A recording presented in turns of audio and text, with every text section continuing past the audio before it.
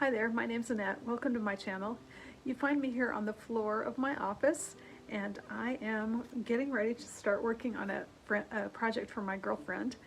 She loves Halloween more than anyone else that I know, and I am going to make her a couple of panel quilts.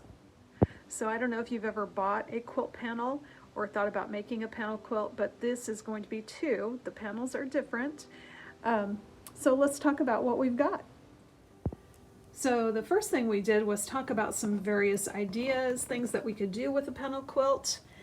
And this one has maybe some background fabric separating blocks, so almost like a color blocking scheme.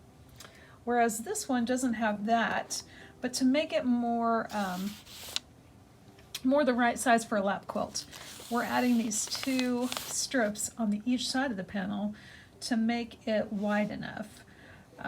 So this is the layout we decided on, so we're going to take a look at the fabrics. So here are the two panels that my friend purchased, and you can see one is a candelabra, the other one is a witch and haunted houses, so spooky and fun with pumpkins. Now we did a little shopping at a thrift store, and we found this purple. We're going to use that for a backing on this quilt. We got this whole large piece for $3.99, and I think it's about 1.5 yards, so not bad. The other one we're going to back with this orange that we purchased at Joann's. And here we have an assortment of orange, purple, and various spooky fabrics. This one's very pretty. It has like a sparkle to it. I don't know if it comes through on here, but it's real sparkly. This one has, spooky things. This one also spooky. And these creepy pumpkins, some bats. These are all very pretty. Very purples, oranges, blacks. And if you would like to follow my plan exactly, here are the measurements for one panel quilt, including each of the inner sides, the left side, the right side, and the top and the bottom of the quilt. And you're welcome to take a screenshot of the plan here if you would like. So the first thing I did was to cut according to my plan. So I started with the inner borders on the left and the right side, which were 6 inches by 44 inches. While I was at it, I went ahead and cut some 2.5-inch strips, which I'm going to use for binding on these two quilts.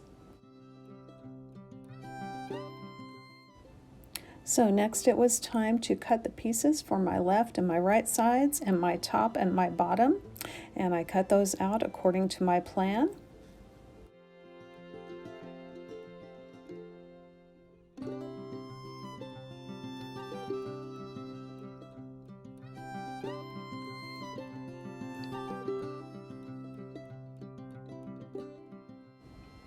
I did a little mini square up of the panels. I folded them into a quad and trimmed 2 sides to get the straight edges that I needed.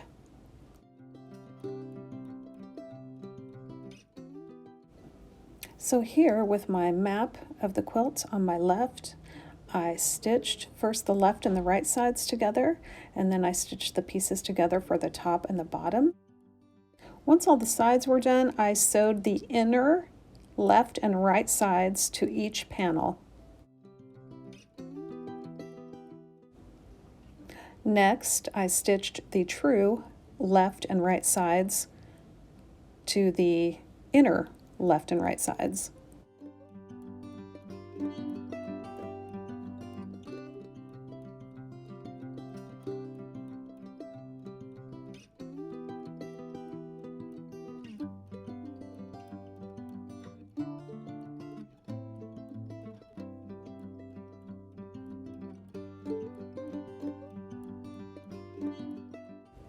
So I laid the pieces out on the floor just to take a look at what I had so far. Before stitching on the top and the bottom, I did square up that top and bottom edge. And with that done, I was able to just stitch on the top and the bottom. then do a final trim of any overhang, and we had 2 completed quilt tops.